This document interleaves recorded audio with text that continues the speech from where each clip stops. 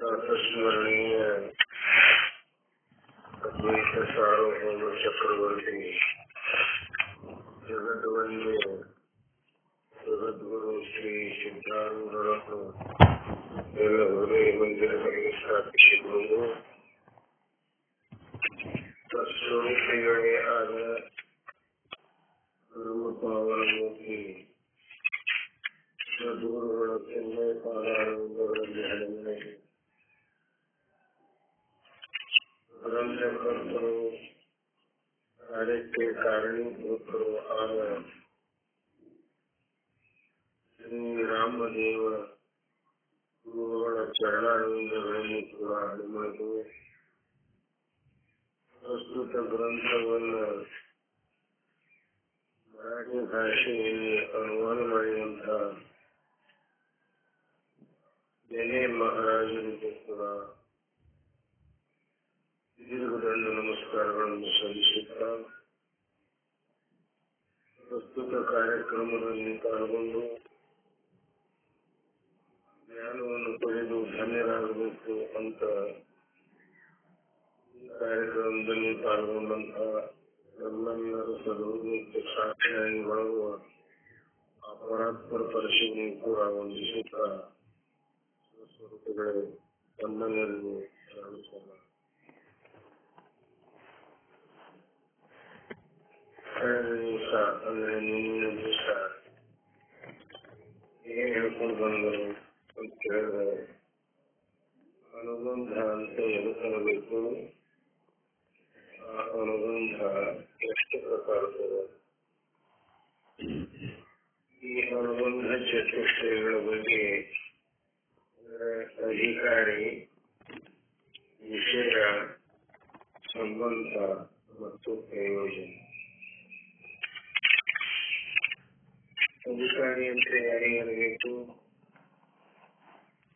ವಿಷಯ ಈ ಗ್ರಂಥದಲ್ಲಿ ಅಂದ್ರೆ ಈ ಗ್ರಂಥಕ್ಕೆ ಪ್ರಸ್ತುತ ಗ್ರಂಥಕ್ಕೆ ಪಂಚೀಕರಣ ಅನ್ನುವಂತ ಈ ಗ್ರಂಥದ ಅಧಿಕಾರಿ ಯಾರು? ಈ ಪ್ರಸ್ತುತ ಗ್ರಂಥದ ವಿಷಯ ಏನು? ಆ ಅಧಿಕಾರಿಗೆ ಆಗಲಿ ಜ್ಞಾನಕ್ಕೆ ಆಗಲಿ ಏನು ಸಂಬಂಧಗಳಿದ್ದಾವೆ ಒಂದಕ್ಕೊಂದು, ಆ ಸಂಬಂಧಗಳು ಎಷ್ಟು ಪ್ರಕಾರದಿದ್ದಾವೆ ಮತ್ತು ಆ ಸಂಬಂಧ ಅಂತ ಎದಕ್ಕೆ ಅನ್ನಬೇಕು. ನಂತರದಲ್ಲಿ ಈ ಗ್ರಂಥದೊಡನೆ ಅಧಿಕಾರಿಯಾದಂಥವನು ಸಂಬಂಧವನ್ನು ಮಾಡಿಕೊಂಡಂತಾದರೆ ಅಂದ್ರೇನೆ ಈ ಗ್ರಂಥದಲ್ಲಿ ಪ್ರವಿಷ್ಟನಾದರೆ, ಅಂದ್ರೇನೆ ಗ್ರಂಥದ ತಾತ್ಪರ್ಯವನ್ನು ಅರಿತಿದ್ದಾರೆ, ಅಂದ್ರೇನೆ ಗ್ರಂಥವು ಹೇಳತಕ್ಕಂತಹ ಏನು ವಿಷಯವುಂಟು ಆ ವಿಷಯವನ್ನು ಮನದಟ್ಟು ಮಾಡಿಕೊಂಡಿದ್ದಾದರೆ, ಆ ವಿಷಯದ ಪರಿಜ್ಞಾನವನ್ನು ಮಾಡಿಕೊಂಡಿದ್ದಾದರೆ ಆತನಿಗೆ ಏನು ಫಲ? ಅದಂದ್ರೇನೆ ಆ ಅಧಿಕಾರಿ ಆದಂತವನಿಗೆ ಏನು ಪ್ರಯೋಜನ ಆಗುವ ಅನ್ನುವಂಥದ್ದನ್ನು ವಿಸ್ತಾರವಾಗಿ ಹೊತ್ತು ಬಂದರು. ಆ ವಿಷಯವಾಗಿ ಬಂದಿದ್ದ ಅದನ್ನ ಇಲ್ಲಿ ಯಥಾರ್ಥವಾಗಿ ತಾವು ತಿಳಿಸಿಕೊಟ್ರೆ, ಇನ್ನೂ ಬೇರೆ ಗ್ರಂಥಗಳಲ್ಲಿ ಮತ್ತೆ ಬೇರೆ ಬೇರೆ ಸಂಬಂಧಗಳನ್ನು ಹೇಳ್ಕೊಂಡು ಬಂದಿದ್ದಾರೆ. ಒಂದು ಎರಡು ಸಂಬಂಧಗಳ ಬಗ್ಗೆ ನಾನು ಹೇಳ್ತಾ ಇದ್ದೇನೆ. ಅಂದ್ರೆ ಬೇರೆ ಗ್ರಂಥಗಳಲ್ಲಿ ಈ ಪಂಚೀಕರಣವನ್ನು ಉಳಿದು ಮತ್ತೆ ಬೇರೆ ವಿಚಾರ ಸಾಧನೆ ಮುಂತಾದ ಗ್ರಂಥಗಳಲ್ಲಿ ಸಂಬಂಧಗಳ ಬಗ್ಗೆ ವರ್ಣನೆ ಮಾಡುತ್ತಾ ಇನ್ನೂ ಎರಡು ಸಂಬಂಧ ಅಂದ್ರೆ ಇಲ್ಲಿ ಏನು ಮೂರು ಸಂಬಂಧ ಹೇಳುದು, ಪ್ರತಿಪಾದ್ಯ ಪ್ರತಿಪಾದಕ ಭಾವ ಸಂಬಂಧ ಒಂದು, ಆನಂತರ ಜನ್ಯ ಜನಕ ಭಾವ ಸಂಬಂಧ ಒಂದು, ಆನಂತರ ನಿವರ್ತ್ಯ ನಿವರ್ತಕ ಭಾವ ಸಂಬಂಧ. ಈ ಮೂರು ಸಂಬಂಧಗಳನ್ನ ಪ್ರಸ್ತುತ ಗ್ರಂಥದಲ್ಲಿ ಹೇಳ್ಕೊಂಡು ಬಂದಿದ್ದಾರೆ. ಇನ್ನೂ ಒಂದು ಎರಡು ಅವಶ್ಯಕವಾದಂತಹ ಸಂಬಂಧಗಳಿದ್ದಾವ. ಅವುಗಳ ಬಗ್ಗೆ ಏನು ಅಂದ್ರೆ ಪ್ರಾಪ್ತ ಪ್ರಾಪಕ ಭಾವ ಸಂಬಂಧ ಮತ್ತು ಬೋಧ್ಯ ಬೋಧಕ ಭಾವ ಸಂಬಂಧ ಅಂತ ಬರ್ತಾವ. ಪ್ರಾಪ್ಯ ಪ್ರಾಪಕ ಬೋಧ್ಯ ಬೋಧಕ ಇವು ಏನದಲ್ಲ ಅವು ಎರಡೆರಡು ಶಬ್ದಗಳಲ್ಲ. ಆ ಶಬ್ದದ ಏನು ವಿಷಯ ಅದ ಆ ವಿಷಯದ ಸಂಬಂಧ. ಈಗ ಪ್ರಾಪ್ಯ ಪ್ರಾಪಕ ಭಾವ ಸಂಬಂಧ. ಇಲ್ಲಿ ಪ್ರಾಪ್ತೆ ಅಂದ್ರ ಪಡೆದದ್ದು ಅಥವಾ ಪ್ರಾಪ್ತವಾದದ್ದು ಅಂತ ಅರ್ಥ. ಪ್ರಾಪಕ ಅಂದ್ರ ಪ್ರಾಪ್ತಿ ಮಾಡಿಕೊಂಡವನು. ಅಂದ್ರ ಇಲ್ಲಿ ಪ್ರಾಪ್ತಿ ಯಾವುದು, ಈ ಗ್ರಂಥದಲ್ಲಿ ಪ್ರಾಪ್ತಿ ಯಾವುದು ಮತ್ತು ಪ್ರಾಪಕ ಯಾವುದು. ಈ ಗ್ರಂಥದಲ್ಲಿ ಪ್ರವೇಶ ಆಗಲಿಕ್ಕೆ ಅಧಿಕಾರಿ ಇದ್ದನು. ಅಧಿಕಾರಿ ಲಕ್ಷಣಗಳನ್ನು ಹೇಳ್ಕೊಂಡು ಬಂದಿದ್ದೆವು. ಅವನೇ ಏನಪ್ಪ ಅಂತಂದ್ರ ಪ್ರಾಪಕ. ಆ ಅಧಿಕಾರಿಯೇ ಪ್ರಾಪಕ. ಅಂದ್ರೆ ಜೀವನು ಪ್ರಾಪಕ. ಅಂದ್ರೆ ಈ ವಿಷಯದಲ್ಲಿ ಈ ಗ್ರಂಥದಲ್ಲಿ ಪ್ರವಿಷ್ಟ ಏನ ಆಗ್ಯಾರ ಅವರೆಲ್ಲರೂ ಪ್ರಾಪಕರು. ಮತ್ತೆ ಏನು ಪ್ರಾರ್ಥನೆ ಮಾಡ್ಬೇಕಂತಾರ? ಜ್ಞಾನ. ಯಾವ ಜ್ಞಾನ? ಐಕ್ಯ ಜ್ಞಾನ. ಅಂದ್ರೆ ಜೀವ ಮತ್ತು ಶಿವನಲ್ಲಿ ಐಕ್ಯತ್ವದ ಏನು ಜ್ಞಾನ ಅದ, ಜೀವನೇ ಶಿವನು ಶಿವನೇ ಜೀವನು ಅನ್ನುವಂಥದ್ದು ಏನು ಜ್ಞಾನ ಆಗ್ತದ, ಆ ಜ್ಞಾನ ಏನದು ಪ್ರಾಪ್ತಿ ಅದ.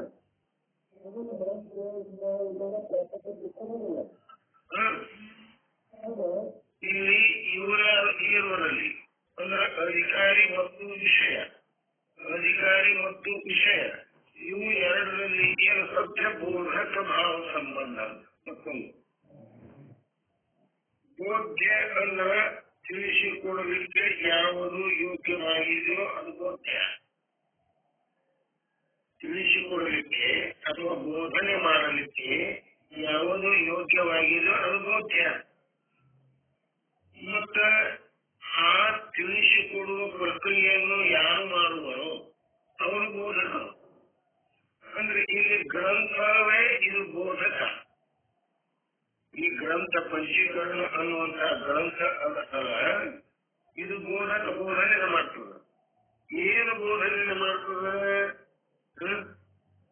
ಆ ಬೋಧ್ಯ ಅದು ವಿಷಯ.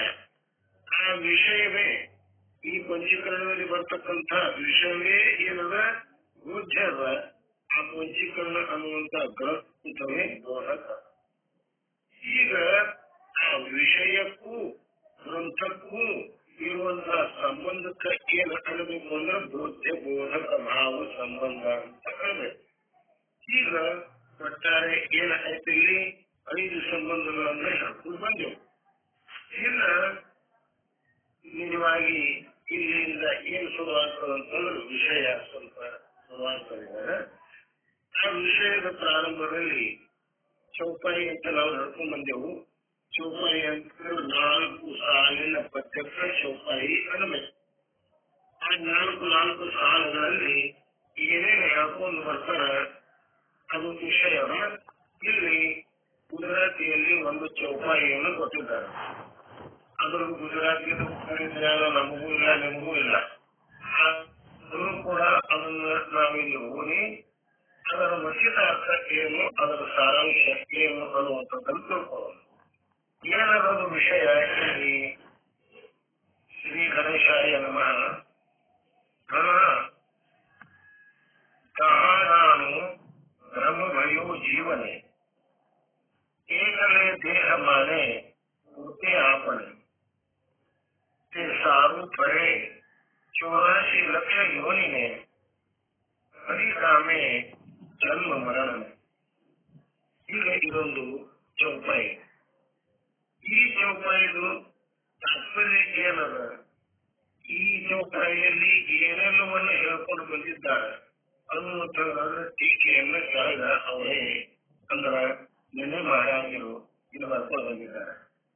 ಏನು ಅದು ವಿಷಯ ಅಂದ್ರೆ जीव मंडलाने जो अविद्योपाधिक प्रत्यगात्मा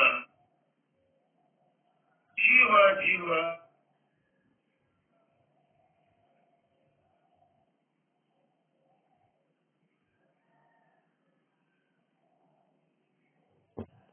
ಬಹಳಷ್ಟು ಶಾಸ್ತ್ರೀಯ ಶಬ್ದಗಳ ಬರ್ತಾವ. ಆ ಶಾಸ್ತ್ರೀಯ ಶಬ್ದಗಳ ಆವರಣ ಬಂಧನ ಮಾಡಲಿಕ್ಕೆ ಮುಂದೆ ಏನದ ಒಂದು ವಿಷಯ ತಿಳಿಸಿಕೊಡುವ ಹೋಗ್ತಾಯಿ ಒಂದು ದೃಷ್ಟಾಂತ ಸಿದ್ಧಾಂತ ದೃಷ್ಟಾಂತ ಸಿದ್ಧಾಂತ ಮಾಡ್ಕೊತ ಹೋಗ್ತಾರೆ. ಇಲ್ಲಿ ಜೀವ ಅಂತ ಯಾರಿಗೆ ಅನ್ಬೇಕು ಮತ್ತು ಶಿವ ಅಥವಾ ಆ ಬ್ರಹ್ಮ ಅಂತ ಯಾರಿಗೆ ಅನ್ಬೇಕು? ಇಲ್ಲಿ ಏನ ಜೀವ ಈಶ್ವರ, ಜೀವ ಮತ್ತು ಈಶ್ವರ ಅಥವಾ ಜೀವ ಮತ್ತು ಬ್ರಹ್ಮ ಅಥವಾ ಕೂಟಸ್ಥ ಮತ್ತು ಬ್ರಹ್ಮ, ಕೂಟಸ್ಥ ಬ್ರಹ್ಮ ಜೀವ ಈಶ್ವರ. ಈಗ ಮೇಲಿಂದ ಮೇಲೆ ಈ ಶಬ್ದಗಳು ಬರ್ತಾವ ಶಾಸ್ತ್ರದಲ್ಲಿ. ಜೀವ ಅಂತ ಯಾರಿಗನಬೇಕು? ಆನಂತರ ಕೂಟಸ್ಥ ಅಂತ ಯಾರಿಗನಬೇಕು? ಈಶ್ವರ ಅಂತ ಯಾರಿಗೆ ಅನಬೇಕು? ಆ ಬ್ರಹ್ಮ ಅಂತ ಯಾರಿಗೆ ಅನಬೇಕು? ಇದು ಸ್ವಲ್ಪ ನಮಗೆ ತಿಳಿದಿರಬೇಕು. ಅದಕ್ಕ ಈ ಜೀವ ಏನಂದ್ರ ಜೀವ ಅಂತ ಅಂದಾದ್ರೆ ಏನಾಗ್ತದ? ಇನ್ನ ಈ ಜೀವನ ಸಿದ್ಧಿಸುವನ್ನ ಬೇರೆ ಬೇರೆ ಜನರು ಅಂದ್ರ ಬೇರೆ ಬೇರೆ ವೇದಾಂತಿಗಳು ಬೇರೆ ಬೇರೆ ಅಂತ ಹೇಳಿದ್ದಾರೆ. ಅಂದ್ರ ಅಂತಃಕರಣ ವಿಶಿಷ್ಟಕ್ಕೂ ಜೀವಕ ಹೀಗೆ ಅಂತ ಕೆಲವೊಂದು ಮಂದಿ ಹೇಳ್ಕೊಂಡು, ಅಂತಃಕರಣ ಅನ್ನೋದು ಒಂದು ಅದ. ಈ ಶರೀರದಲ್ಲಿ ಈ ಶರೀರ ತುಂಬಾ ಎಲ್ಲ ತುಂಬಿಕೊಂಡಕ್ಕೂ ಒಂದು ಅಂತಃಕರಣ ಅದ. ಆ ಅಂತಃಕರಣ ಏನದ? ಅಶುದ್ಧ ಸತ್ವಗುಣದಿಂದ ಕೂಡಿಕೊಂಡಂಥದ್ದು ಅದ. ಆ ಸತ್ವಗುಣದಿಂದ ಕೂಡಿಕೊಂಡಂಥದ್ದು ಒಂದು ಅಂತಃಕರಣ ಅಂದ್ರೆ ಸತ್ವಗುಣದ ಕಾರ್ಯ, ಸತ್ವಗುಣದ ಕಾರ್ಯ ಅಥವಾ ಮಲಿನ ಸತ್ವಗುಣ, ಶುದ್ಧ ಸತ್ವಗುಣ ಅಂತ ಬರ್ತಾವ. ಆ ಮಾಯ ಅಂದ್ರೆ ಇದು ಶುದ್ಧ ಸತ್ವಗುಣ. ಮಾಯ ಇದು ಏನದ? ಶುದ್ಧ ಸತ್ವಗುಣದಿರ್ತದ. ಇನ್ನು ಅವಿದ್ಯೆ ಅಂತ ಬರ್ತದ. ಆ ಮಾಯೆಗೆ ಬೇರೆ ಬೇರೆ ಹೆಸರುಗಳು. ಮಾಯ, ಅವಿದ್ಯ, ಅಜ್ಞಾನ. ಮಾಯ, ಅವಿದ್ಯ, ಅಜ್ಞಾನ ಇವು ಮೂರು ಪರ್ಯಾಯ ಶಬ್ದಗಳು. ಒಂದಕ್ಕೆ ಹೆಸರ. ಈ ಯಾಕೆ ಬಂದು ಇವ್ ಹೆಸರು ಅಂದ್ರ ಆ ಗುಣ ವೈಷಮ್ಯದ ಮೂಲಕವಾಗಿ ಬಂದು. ಮಾಯ ಅಂದ್ರೆ ಏನು? ಶುದ್ಧ ಸತ್ವದಿಂದ ಯಾವುದು ಕೂಡಿಕೊಂಡಲ್ಲ, ಅಂದ್ರೆ ಅದರಲ್ಲಿ ಯಾವುದೇ ಪ್ರಕಾರದ ದೋಷಗಳು ಇಲ್ಲ, ಶುದ್ಧ ಅದ. ಅದಕ್ಕೆ ಮಾಯ ಮಾಯ ಅನ್ನಬೇಕು. ಇನ್ನು ಸ್ವಲ್ಪ ಮಲಿನ ಸತ್ವಗುಣದಿಂದ ಕೂಡಿಕೊಂಡ್ರೆ ಅವಿದ್ಯೆ ಅನ್ನಬೇಕು. ಅದಕ್ಕೆ ಅವಿದ್ಯೆ ಅನ್ನಬೇಕು. ಈ ಅವಿದ್ಯೆಗೆ ಇನ್ನೊಂದು ಏನಂದ್ರೆ ಯಾವುದು ವಿದ್ಯೆ ಇಲ್ಲ ಅದು ನಾಶ ಹೊಂದುತ್ತದ, ಇಲ್ಲದಂತೆ ಆಗ್ತದ. ಅದಕ್ಕೆ ಅವಿದ್ಯೆ ಅನ್ನಬೇಕು. ಇನ್ನ ಅಜ್ಞಾನ ಅಂತ ಬರ್ತದೆ. ಅಜ್ಞಾನ ಅಂತ ಅಂದ್ರೆ ಏನು? ಅಜ್ಞಾನದ ವ್ಯಾಖ್ಯೆ ಏನು? ಅಜ್ಞಾನದ ಲಕ್ಷಣ ಏನು ಅಂತ ಚಂದ್ರೋದಲ್ಲಿ ಬಹಳ ಸುಂದರವಾಗಿ ನಡ್ಕೊಂಡ್ಬಂದ. ಆ ಅಜ್ಞಾನದ ಸ್ವರೂಪ ಏನ ಅದು ಅಂದ್ರ ನಹಿ ಜಾನ್ತಾನು ಇಸ್ ವ್ಯವಹಾರಕ ಇತ್ತು. ನಹಿ ಜಾನ್ತಾನು ಅಂದ್ರ ನಾನು ತಿಳಿಯಲಾರೆ, ನನಗೆ ಇದು ಗೊತ್ತಿಲ್ಲ, ನನಗೆ ಇದರ ಅರ್ಥ ಏನದ ಆಗುವುದಿಲ್ಲ ಅಂತ ಅನ್ನುವಂತ ಏನು ವ್ಯವಹಾರ ಆಗ್ಯದ. ಈ ವ್ಯವಹಾರ ವ್ಯವಹಾರ ವ್ಯವಹಾರ ಅಂತ ಬರ್ತದ. ವ್ಯವಹಾರ ವ್ಯಾಪಾರ, ವ್ಯವಹಾರ ಬೇರೆ ವ್ಯಾಪಾರ ಬೇರೆ. ವ್ಯವಹಾರ ಅಂದ್ರೆ ಶಬ್ದ ಪ್ರಯೋಗಕ್ಕೂ ವ್ಯವಹಾರ ಕ್ರಿಯೆ. ಶಬ್ದ ಪ್ರಯೋಗಕ್ಕೆ ವ್ಯವಹಾರ. ನಾವು ಏನೆಲ್ಲ ವಸ್ತುವನ್ನು ತಿಳಿಸಿಕೊಡುವುದಕ್ಕೋಸ್ಕರವಾಗಿ ಏನು ಶಬ್ದವನ್ನು ನಾವು ಬಳಸ್ತೀವಲ್ಲ, ಆ ಶಬ್ದದ ಬಳಕೆಗೆ ವ್ಯವಹಾರ ವ್ಯವಹಾರ ಅನ್ನಬೇಕು. ಶಬ್ದದ ಬಳಕೆಗೆ ವ್ಯವಹಾರ ಅನ್ನಬೇಕು. ಇನ್ನು ವ್ಯಾಪಾರ ಅಂತ ಬರ್ತದೆ, ಅದು ಇಲ್ಲೇನು ಸಂಬಂಧ ಇಲ್ಲ. ಆದ್ರೂ ಕೂಡ ವ್ಯಾಪಾರ ಅಂತ ಅಂದ್ರೆ ತಜ್ಜನ್ಯತೆ ಸತಿ ತಜ್ಜನ್ಯೋ ಜನಕ ವ್ಯಾಪಾರ ಅಂದ್ರೆ ಕಾರಣದಿಂದ ಹುಟ್ಟಿ ಕಾರ್ಯ ಹುಟ್ಟುವುದಕ್ಕೆ ಯಾವುದು ಹೇತುವಾಗಿರುವುದೋ ಅದಕ್ಕೆ ವ್ಯಾಪಾರ ಅನ್ನಬೇಕು ಅಂತ ಹೇಳ್ಕೊಂಬಂದ. ಅದು ಹೇಗ ಸ್ವಲ್ಪ ನಿಮ್ಗೆ ಕೊಟ್ಟು ತಿಳಿತಾರ. ಈಗ ಒಂದು ಘಟ ಉತ್ಪತ್ತಿ ಆಗಬೇಕಾಗಿತ್ತಂದ್ರ ಆ ಘಟ ಉತ್ಪತ್ತಿ ಆಗಲಕ್ಕ ಮತ್ತ ಮೊದಲಿಗೆ ಕಾರಣ ಯಾವುದು? ಕಪಾಲಗಳು. ಆ ಕಪಾಲ ದ್ವಯಗಳು ಅವು ಕಾರಣಗಳು. ಆ ಕಾರಣದಿಂದ ಹುಟ್ಟಬೇಕು. ಕಾರಣದಿಂದ ಹುಟ್ಟಿ ಮತ್ತೆ ಕಾರ್ಯವನ್ನು ಹುಟ್ಟಿಸಬೇಕು. ಕಪಾಲಗಳು ಕಾರಣ, ಘಟ ಕಾರ್ಯ.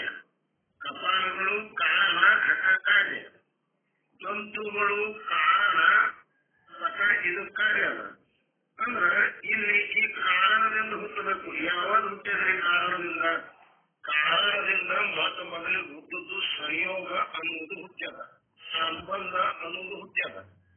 ಈಗ ಸಂಬಂಧ ಬಂದ್ರೆ ಸಂಬಂಧ ಏನೇನು ಸಂಬಂಧ ಎಷ್ಟು ಪ್ರಕಾರ ಸಂಬಂಧ, 5 ಪ್ರಕಾರ ಸಂಬಂಧಗಳು ನಡ್ಕೊಂಡ್ ಬಂದಿದ್ದೆವು. ಅಂದ್ರೆ ಮೊದಲಿಗೆ ಏನಾಯ್ತು, ಈ ಕಾರಣ ಅನ್ನುವಂತ ಕಪಾಲಗಳಿಂದ ಸಂಯೋಗ ಅನ್ನುವಂಥದ್ದು ಹುಟ್ಟಿತು, ಸಂಬಂಧ ಅನ್ನೋದು ಹುಟ್ಟಿತು. ಅದು ಹುಟ್ಟಿ ಏನು ಮಾಡಿತು ಅಂದ್ರೆ ಘಟಕ್ಕೆ ಹುಟ್ಟಿಸ್ತು. ಅದು ಹುಟ್ಟಿ ಘಟಕ್ಕೆ ಹುಟ್ಟಿಸ್ತು. ಅಂದ್ರೆ ಮೊದಲ ಏನು ಸಂಯೋಗ ಆಗ್ಯದ ಅದು ಹುಟ್ಟ್ಯದ. ಎರಡನೇ ಹುಟ್ಟದ ಕಾರಣದಿಂದ, ಅಂದ್ರೆ ಶಬ್ದಜನ್ಯತ್ವೆ ಅಂದ್ರೆ ಅದರಿಂದ ಹುಟ್ಟು. ಅದರಿಂದ ಅಂದ್ರೆ ಕಾರಣದಿಂದ ಹುಟ್ಟಿ ಕಾರ್ಯ ಹುಟ್ಟುವುದಕ್ಕ ಪ್ರಯೋಜನ ಇದೆ. ಕಾರ್ಯ ಅಂದ್ರೆ ಘಟ, ಆ ಘಟ ಹುಟ್ಟಲಿಕ್ಕೆ ಕಾರಣ ಆಯ್ತು. ಇದಕ್ಕೆ ವ್ಯಾಪಾರ ಅನ್ನಬೇಕು. ಇದು ವ್ಯಾಪಾರ ಯಾವಾದ್ರಿ? ಇಲ್ಲಿ ಆ ಸಂಯೋಗವೇ ವ್ಯಾಪಾರ. ಆ ಸಂಯೋಗ ಅನ್ನುವಂಥದ್ದು ಏನದಲ್ಲ ವ್ಯಾಪಾರ ಅಲ್ಲ, ಇದು ವ್ಯಾಪಾರ ಆಯ್ತು. ಇನ್ನು ವ್ಯವಹಾರ ಹೇಳ್ಕೊಂಡ್ಬನ್ನಿ. ಶಬ್ದ ಪ್ರಯೋಗಕ್ಕೂ ವ್ಯವಹಾರ ಕಹಿಯೇ.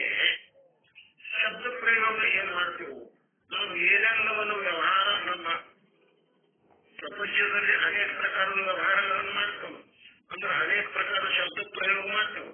ಯಾಕೆ ಮಾಡ್ತೇವೆ ಅಂದ್ರ ನಮ್ಮ ವ್ಯವಹಾರಗಳ ನಡಿವೆ. ಅಂದ್ರ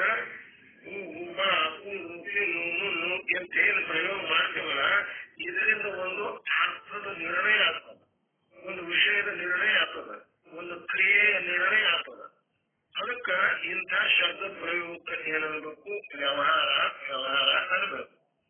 ಈಗ ಇಲ್ಲಿ ನೋಡ್ರಿ ಏನದ, ಏನು ಜೀವದ ನಾವು ಹಾಕೊಂಡು ಏನು ಜೀವ, ಜೀವಕ್ಕೆ 2 ಪ್ರಕಾರ ಹೇಳ್ತದೆ. 2 ಮಂದಿ ಹೇಳ್ಯಾರ. ಕೆಲವೊಂದು ಮಂದಿ ಏನಂದ್ರು ವಿಶಿಷ್ಟ, ಅಂತಃಕರಣ ವಿಶಿಷ್ಟ. ಆ ಅಂತಃಕರಣ ಅನ್ನೋದು ಸ್ವಲ್ಪ ಅದನ್ನು ಒಂದು ಮಲಿನ ಸತ್ವಗುಣದಿಂದ ಕೂಡಿಕೊಂಡಿದ್ದು ಅಥವಾ ಶುದ್ಧ ಸತ್ವಗುಣದಿಂದ ಕೂಡಿಕೊಂಡು ಇದು ಬೇರೆ ಬೇರೆ ಜನರು ಒಪ್ಕೊಂಡು ಬಂದಿದ್ದಾರೆ. ಆ ಅಂತಃಕರಣ ಅನ್ನುವಂಥದ್ದು ಅಂತಂದ್ರ ಒಳಗೆ ಇದ್ದಂತ ಕಾರಣ ಅಂದ್ರೆ ಸಾಧನ. ಕಾರಣ ಎದಕ್ಕದು ಕಾರಣ ಆಗ್ತದಪ್ಪ ಅಂದ್ರೆ ಧ್ಯಾನಕ್ಕೆ ಯಾವನು ಕಾರಣ ಆಗ್ಯದ, ಧ್ಯಾನವನ್ನು ಮಾಡಿಕೊಳ್ಳಲಿಕ್ಕೆ ಕಾರಣವಾದಂತಹ ಒಳಗಿಂದು ಸಾಧನ. ಹೊರಗಿನ ಸಾಧನಗಳು ಯಾವುವು? ಪಂಚ ಜ್ಞಾನೇಂದ್ರಿಯಗಳು ಹೊರಗಿನ ಸಾಧನಗಳು. ಆ ಜ್ಞಾನವನ್ನು ಮಾಡಿಕೊಳ್ಳುವುದಕ್ಕೋಸ್ಕರವಾಗಿ ಆ ಶಬ್ದದ್ದು, ಸ್ಪರ್ಶದ್ದು, ರೂಪದ್ದು, ರಸದ್ದು, ಗಂಧದ್ದು ಜ್ಞಾನ ಆಗಬೇಕಾಗಿತ್ತು. ಅಂದ್ರ ಹೊರಗಿನ ಸಾಧನಗಳು ಯಾವಿದ್ದವು? ಪಂಚ ಜ್ಞಾನೇಂದ್ರಿಯಗಳು. ಇದು ಅಂತರ್ ಸಾಧನ ಅಂದ್ರೆ ಒಳಗಡೆ ಅದ. ಈ ಶರೀರದಲ್ಲಿ ಇದ್ದುಕೊಂಡು ಶರೀರ ತುಂಬಾ ಅಂದ್ರೆ ನಖಶಿಕ ಪರ್ಯಂತ ಈ ಶರೀರದಲ್ಲಿ ತುಂಬಿಕೊಂಡದ ಅಂತ ಅಂತಃಕರಣ. ಅಂತಃಕರಣ ಅನ್ನಬೇಕು. ಆ ಅಂತಃಕರಣ ಏನದಲ್ಲ ಯಾವ ಚೇತನಕ್ಕ ವಿಶೇಷವಾಗಿ ಬಂತು ಅಂದ್ರ ಅದಕ್ಕೆ ಏನಬೇಕು? ಜೀವ ಜೀವ ಅನ್ನಬೇಕು ಅಂತ ತಿಳ್ಕೊಂಡ. ಅಂತಃಕರಣ ವಿಶಿಷ್ಟ ಅಂದ್ರೆ ವಿಶಿಷ್ಟ ಅಂದ್ರೆ ಕೂಡಿಕೊಂಡದ್ದು. ಅಂತಃಕರಣದಿಂದ ಕೂಡಿಕೊಂಡಂತಹ ಯಾವ ಚೇತನ ಉಂಟು ಆ ಚೇತನಕ್ಕ ಜೀವ ಜೀವ ಅನ್ನಬೇಕು. ಇನ್ನ ಮಾಯಾ ವಿಶಿಷ್ಟ ಚೇತನ, ಮಾಯೆಯಿಂದ ಕೂಡಿಕೊಂಡಂತದ್ದು ಯಾವುದು ಚೇತನ ಅದ ಅದಕ್ಕ ಈಶ್ವರ ಈಶ್ವರ ಅನ್ನಬೇಕು. ಇಲ್ಲಿ ಆ ವಿಶಿಷ್ಟ ಅನ್ನುವಂಥದ್ದು ಚೇತನ ಯಾವಾಗಲಿ ಈ ಜೀವಕ್ಕ ಯಾವ ಚೇತನ ಅಧಿಷ್ಠಾನ ಮತ್ತು ಆ ಈಶ್ವರನಿಗೆ ಯಾವ ಚೇತನ ಅಧಿಷ್ಠಾನ, ಅದೊಂದು ಪ್ರಶ್ನೆ ಅದ. ಅದನ್ನು ಸ್ವಲ್ಪ ನೋಡ್ಕೊಳ್ಳೋದು. ಅಂದ್ರೆ ಇಲ್ಲಿ ಪದೇ ಪದೇ ಬಂದು ನಮಗ ಅದರ ಬಗ್ಗೆ ಅವರ ಬಂದ ಆಗಿತ್ತು ಅಂದ್ರೆ ಇಂಥದಕ್ಕೆ ಜೀವಂತರ, ಇಂಥದಕ್ಕೆ ಈಶ್ವರ ಅಂತ ಗೊತ್ತಾಗ್ತದೆ. ಅದಕ್ಕೆ ಇಲ್ಲಿ ಆ ಜೀವನ ಜೀವ ಹೇಳಿದನ ಅವನಿಗೆ ಏನ ಅಧಿಷ್ಠಾನವಾದಂಥದ್ದು ಕೂಟಸ್ಥ ಅಥವಾ ಆತ್ಮ ಅಂತ. ಅಂದ್ರೇನು? ಈ ಶರೀರ ಎಷ್ಟದ ಅಷ್ಟರ ಆಕಾರಮಾನದಲ್ಲಿ ಬಂದಂತಹ ಏನು ಚೇತನ ಅದ ಆ ಚೇತನಕ್ಕೆ ಏನ ಅನ್ನಬೇಕು? ಆತ್ಮ ಆತ್ಮ ಅನ್ನಬೇಕು. ಈ ಬ್ರಹ್ಮಾಂಡದ ತುಂಬ ಎಲ್ಲ ಏನು ತುಂಬಿಕೊಂಡದ ಚೇತನ, ಬ್ರಹ್ಮಾಂಡದ ತುಂಬ ಎಲ್ಲ ಎಲ್ಲ ಕಡೆ ಚೇತನ ಅದ. ಆ ಚೇತನಕ್ಕೆ ಬ್ರಹ್ಮಚೇತನ ಬ್ರಹ್ಮಚೇತನ ಅನ್ನಬೇಕು. ಆ ಬ್ರಹ್ಮ ಯಾವುದಕ್ಕೆ ಅಧಿಷ್ಠಾನ ಆಗ್ಯಾನ ಅದು ಜೀವ, ಅದು ಈಶ್ವರ. ಆ ಕೂಟಸ್ಥ ಯಾವುದಕ್ಕೆ ಅಧಿಷ್ಠಾನ ಅದು ಏನಪ್ಪಂತಂದ್ರೆ ಜೀವ. ಅಂದ್ರೆ ಈ ಬ್ರಹ್ಮನಿಗೆ ಏನದ ಮಾಯ ಯಾವಾಗ ವಿಶೇಷಣ ಆಗಿ ಬಂತು ಅಂದ್ರೆ ಈಶ್ವರ. ಆ ನಂತರ ಈ ಕೂಟಸ್ಥದ ಅಂತಃಕರಣ ಯಾವಾಗ ವಿಶೇಷಣ ಆಯ್ತು ಅವಾಗ ಅದು ಜೀವ ಆಯ್ತು. ಈಗ ಕೆಲವೊಂದು ಮಂದಿ ಒಪ್ಪಿದ್ರು, ಇಲ್ಲಿ ಕೆಲವೊಂದು ಜನ ಉಪಾಧಿ ಅಂತ ಒಪ್ಕೊಂಡ್ರು. ಅಂದ್ರ ಆ ಬ್ರಹ್ಮ ಯಾರಿಗೂ ಉಪಾಧಿ ಆಗ್ಯಲ್ಲ, ಅವನಿಗೆ ಈಶ್ವರ ಅನ್ನಬೇಕು. ಕೂಟಸ್ಥ ಆತ್ಮ ಯಾರಿಗೆ ಉಪಾಧಿ ಆಗ್ಯಲ್ಲ ಅವನಿಗೆ ಜೀವ ಅನ್ನಬೇಕು. ಅಂದ್ರೆ ಅಂತಃಕರಣ ಉಪಾಧಿಯಾಗಿ ಬಂತು ಜೀವಾತ. ಆನಂತರ ಬ್ರಹ್ಮ ಚೇತನ ಉಪಾಧಿಯಾಗಿ ಬಂತು ಅವ ಈಶ್ವರನ. ಈಗ ಇಲ್ಲಿ ಬೇರೆ ಬೇರೆವಾಗಿ ತಿಳಿಸ್ಕೊಂಡು ಬಂದಿದ್ದಾರೆ. ಈಗ ನಾನು ಉಪಾಧಿ ಅಂತ ಎದಕ್ಕಂತಾರ, ವಿಶೇಷಣ ಅಂತ ಎದಕ್ಕಂತಾರ ಹೇಳಿ ವಿಶೇಷಣದ ಬಗ್ಗೆ ಹೇಳ್ಕೊಂಡು ಬಂದಿಲ್ಲ. ವಿಶೇಷಣ ಅಂದ್ರೆ ಏನು? ವ್ಯಾಕರಣದಲ್ಲಿ ಬಂದು ನಾಮಪದ ಮತ್ತು ಸರ್ವನಾಮ ಪದಗಳನ್ನ ವಿಶೇಷವಾಗಿ ವರ್ಣಿಸತಕ್ಕಂಥ ಏನು ಶಬ್ದಗಳದಾವ ಅವುಕ್ಕೆಲ್ಲಕ್ಕೂ ವಿಶೇಷಣ ಅನ್ನಬೇಕಂತ ವ್ಯಾಕರಣದಲ್ಲಿ ಹೇಳ್ಕೊಂಬಂದ. ಇನ್ನು ಶಾಸ್ತ್ರದಲ್ಲಿ ಏನ್ ಹೇಳಿದ್ರೆ ವಿಶೇಷಣ ಅಂದ್ರೆ ತನ್ನ ಸಹಿತವಾಗಿ ಅನ್ಯ ವಸ್ತುವಿನ ಜ್ಞಾನವನ್ನ ಯಾವುದು ಮಾಡಿಕೊಡುತ್ತದೆಯೋ ಅದಕ್ಕೆ ವಿಶೇಷಣ ಅನ್ನಬೇಕು.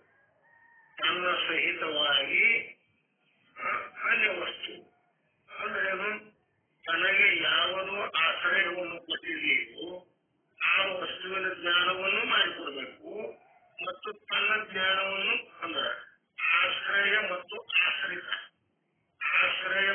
ಆಶ್ರಿತ ಇವು ಎರಡು ಕೂಡ ಜ್ಞಾನ ಹೇಗೆ ಆಗ್ತದ ಅದಕ್ಕೆ ಏನು ಹೇಳಬೇಕು? ಅದು ವಿಶೇಷಣ. ಅವು ಎರಡು ಕೂಡ ಕೂಡಿ ಜ್ಞಾನ ಆಯ್ತು ಅಂದ್ರೆ ಅದು ವಿಶಿಷ್ಟ ಆಯ್ತು. ಎರಡು ಕೂಡಿ ಜ್ಞಾನ ಆಗೋದು ಭಿನ್ನ ಭಿನ್ನವಾಗ್ಯದ. ಯಾವುದು ಆಶ್ರಯದಲ್ಲಿ ಅದ ಅದು ವಿಶೇಷಣ, ಯಾವುದು ಆಶ್ರಯ ಕೊಟ್ಟದ ಅದು ವಿಶೇಷ. ಹಾಗ ನೀರು ಘಟ ಅಂದೆ. ನೀರು ಘಟ ಅಂದ್ರೆ ನೀಲಿ ಬಣ್ಣದ ಕೊಡ, ನೀಲಿ ಕೊಡ ಅಂದವನು. ಈ ಕೊಡ ಅನ್ನುವಂಥದ್ದು ಆಶ್ರಯ ಅದ. ಎದಕ್ಕದ? ಆ ನೀಲಿ ಬಣ್ಣಕ್ಕದ. ಅದು ನೀಲಿ ಬಣ್ಣ ಆಶ್ರಯಿತ ಆಯ್ತು, ಆ ಕೊಡ ಆಶ್ರಯ ಆಯ್ತು. ಅಂದ್ರೆ ಏನು?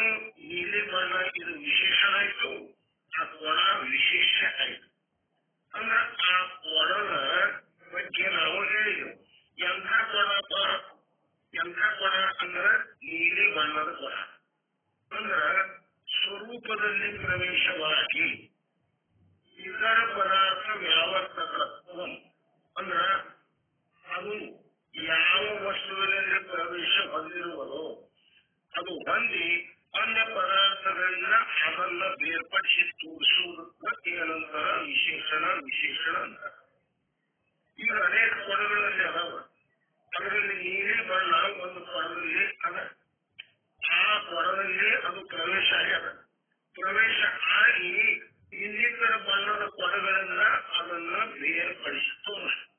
ಇಂಥದಕ್ಕೇನಲ್ಲ ಅದಕ್ಕೆ ಸಂಸ್ಕೃತದಲ್ಲಿ ಹೇಳ್ತಾರಲ್ಲ ತಪ್ಪಾಗುವುದು ಸ್ವರೂಪೇ ಪ್ರವಿಷ್ಟ ಸತಿ ಇತರ ಪದಾರ್ಥ ವ್ಯಾವರ್ತಕತ್ವ ಅದು ವಿಶೇಷಣ. ಅದಕ್ಕೆ ವಿಶೇಷಣ ಅನ್ನಬೇಕು. ಸ್ವರೂಪದಲ್ಲಿ ಪ್ರವೇಶ ಆಗಿರ್ಬೇಕು. ಅದು ಆಗಿ ಆ ಯಾವುದರ ಸ್ವರೂಪದಲ್ಲಿ ಅದು ಪ್ರವೇಶ ಆಗಿರಲ್ಲ ಆ ವಸ್ತುವನ್ನ ಇತರ ವಸ್ತುಗಳಿಂದ ಭಿನ್ನಪಡಿಸಿ ತೋರಿಸಬೇಕು. ಇದಕ್ಕೆ ಏನಂತಾರ? ವಿಶೇಷ. ಇನ್ನ ಉಪಾಧಿ ಅಂತ ಎದಕ್ಕಂತಾರ? ಅದು ಉಪಾಧಿ ಅಂದ್ರೆ ಸ್ವರೂಪದಲ್ಲಿ ಪ್ರವೇಶವಾಗದೆ ಯಾವ ವಸ್ತುವನ್ನ ಅದು ಬೇರ್ಪಡಿಸಿ ತೋರಿಸೋದು ಆ ವಸ್ತುವಿನಲ್ಲೇ ಅದು ಪ್ರವೇಶ ಆಗುವುದಿಲ್ಲ. ಅದಕ್ಕೆ ಬಿಟ್ಟು ಭಿನ್ನವಾಗಿ ಇದ್ದುಕೊಂಡು ತಾನು ಎಷ್ಟು ಸ್ಥಾನದಲ್ಲಿ ಇರುವುದು ಅಷ್ಟು ಸ್ಥಾನದಲ್ಲಿ ಇದ್ದಂತ ವಸ್ತುವನ್ನ ಭಿನ್ನಪಡಿಸಿ ತೋರಿಸುವುದು. ಇದಕ್ಕೆ ಉಪಾಧಿ ಅಂದರು. ಅದು ಹೇಗೆ ಅದನ್ನ ತಿಳ್ಕೊಬೇಕಾಯ್ತು ಅಂದ್ರೆ ದೃಷ್ಟಾಂತಿಗೆ ಏನ್ ಕೊಟ್ಟರು? ಈ ಘಟಾಕಾಶ ಮಠಾಕಾಶ ಅಂತ ಅಲ್ಲಿ ಕೊಟ್ಟರು. ಆಕಾಶ ಅದು ಏನ್ ಮಾಡ್ತು? ಆಕಾಶದಲ್ಲಿ ಆ ಘಟದ್ದೇ ಆಗಲಿ ಮಠದ್ದೇ ಆಗಲಿ ಪ್ರವೇಶ ಇಲ್ಲ. ಆಕಾಶದಲ್ಲಿ ಘಟದ್ದೇ ಆಗಲಿ ಮಠದ್ದೇ ಆಗಲಿ ಪ್ರವೇಶ ಆಗಿಲ್ಲ. ಅದು ಆದರೆ ಆ ಆಕಾಶವನ್ನ ಬೇರೆ ಮಾಡಿ ತೋರಿಸ್ತಾರೆ. ತನಗೆ ಅವರಾಗಲ್ಪಟ್ಟಂಥದ್ದು, ಮಠಕ್ಕೆ ಅವರಾಗಲ್ಪಟ್ಟಂತ ಆಕಾಶಕ್ಕ ಈ ಮಠ ಅನ್ನುವಂಥದ್ದು ಏನು ಬಿಲ್ಡಿಂಗ್ ಅದ, ಆ ಬಿಲ್ಡಿಂಗ್ ಆಕಾಶದಲ್ಲಿ ಪ್ರವೇಶ ಆಗದೆ ಅದು ಆಕಾಶವನ್ನು ಬೇರ್ಪಡಿಸಿ ಮಠದಲ್ಲಿ ಬಂದಂತಹ ಏನು ಕೊಳ್ಳದ ಆಕಾಶದ ಅದನ್ನು ಬೇರೆ ಮಾಡ್ಕೊಂಡು ಇನ್ನು ಘಟ ಅನ್ನುವಂಥದ್ದು ಏನದ ಆ ಆಕಾಶದಲ್ಲಿ ಪ್ರವೇಶ ಇಲ್ಲ. ಇಲ್ಲಂದಾಗಿ ಕೂಡ ತನಗೆ ಅವರಾಗಲ್ಪಟ್ಟಂತ ಕೆಟ್ಟ ಆಕಾಶದ ಅದನ್ನು ಬೇರೆ ಮಾಡಿ ತೋರಿಸ್ತು. ಇದಕ್ಕೆ ಏನು ಅನ್ಬೇಕು ಅಂದ್ರೆ ಉಪಾಧಿ ಅನ್ಬೇಕು. ಅಂದ್ರ ಉಪಾಧಿ ಏನ್ ಮಾಡ್ತಾರೆ ಅನ್ನೋದು ಆ ಸ್ವರೂಪದಲ್ಲಿ ಪ್ರವೇಶ ಆಗದೆ ಯಾವುದನ್ನು ಏನು ಮಾಡಿ ತೋರಿಸ್ತದಲ್ಲ ಅದಕ್ಕ ಉಪಾಧಿ ಆಯ್ತದ. ಈಗ ಈ ಉಪಾಧಿ ಮತ್ತು ವಿಶೇಷಣಗಳಲ್ಲಿ ವ್ಯತ್ಯಾಸ ಅದ. ಇಲ್ಲಿ ಈ ಪದ್ಯದಲ್ಲಿ ಅಂದ್ರ ಅವಿದ್ಯ ಉಪಾಧಿಕ ಪ್ರತ್ಯೇಕಾತ್ಮ. ಈ ಪ್ರತ್ಯೇಕ ಆತ್ಮ ಏನದಲ್ಲ, ಈ ಆತ್ಮನಿಗೆ ಏನದು ಅವಿದ್ಯ ಉಪಾಧಿ ಅದ, ಜೀವನಿಗೆ ಏನದ ವಿಶೇಷಣ. ಜೀವನಿಗೆ ವಿಶೇಷಣ, ಆತ್ಮನಿಗೆ ಉಪಾಧಿ. ಅದು ಒಂದೇ ಅಂತಃಕರಣ. ಶಿವ ಅನಿಸ್ಕೊಳ್ಬೇಕಾಗಿತ್ತಂತಂದ್ರ ಅದು ವಿಶೇಷಣ ಆಗಿ ಬರ್ತದ. ಅದೇ ಅಂತಃಕರಣ ಆತ್ಮ ಅಂತ ಏನ ಅದ ಚೇತನ, ಆ ಚೇತನಕ್ಕೆ ಉಪಾಧಿಯನ್ನ ಅಂದ್ರೇನು, ಆ ಚೇತನದಲ್ಲಿ ಪ್ರವೇಶ ಇಲ್ಲ, ಜೀವನದಲ್ಲಿ ಮಾತ್ರ ಪ್ರವೇಶ ಅದ. ಯಾಕ ಅದು ಅಂತಃಕರಣ ಮೊದಲು ಸತ್ತುಗುಣದಿಂದ ಕೂಡಿಕೊಳ್ಳೋದ್ರಿಂದ ಅವನಲ್ಲಿ ಏನು ಬಂತು, ಕೂಡಿಕೊಂಡಿರೋದ್ರಿಂದ ಅಜ್ಞಾನ ಅನ್ನೋದು ಬಂತು. ಅಲ್ಪಜ್ಞ, ಅಲ್ಪಶಕ್ತಿತ್ವ, ಕರ್ತೃತ್ವ, ಭೋಕ್ತೃತ್ವ ಅನ್ನುವಂಥ ಗುಣಗಳು ಆ ಜೀವನಿಗೆ ಬಂತು. ಇನ್ನ ಆ ಈಶ್ವರಂದು ಮಾಯಾ ಉಪಾಧಿ ಅದ. ಅಲ್ಲಿ ಮಾಯೆಯಲ್ಲಿ ಏನಿಲ್ಲ, ಇದು ಸದ್ಗುಣ ಅದ, ಯಾವುದೇ ಪ್ರಕಾರದ ದೋಷಗಳಿಲ್ಲ, ಇಲ್ಲದೆ ಇರೋದ್ರಿಂದ ಆ ಮಾಯಾ ಎಷ್ಟದ ಅಂತಂದ್ರ ಆ ಬ್ರಹ್ಮನ ಏಕಾಂಶದಲ್ಲಿ ಅದಂತ ಹೇಳ್ಕೊಂಬಂದ.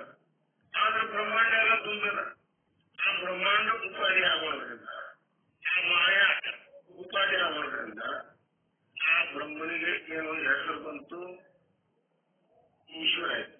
ಇದು ಈಶ್ವರನ ಒಂದು ಬ್ರಹ್ಮಾಂಡ ಉಪಾಧಿ ಆಗೋದ್ರಿಂದ ಬ್ರಹ್ಮಂಡ ಸ್ವಲ್ಪ ಆಗ್ತದ, ಲಕ್ಷ ಹಾಗೆ ಹೇಳ್ತಿರ್ಬೇಕು.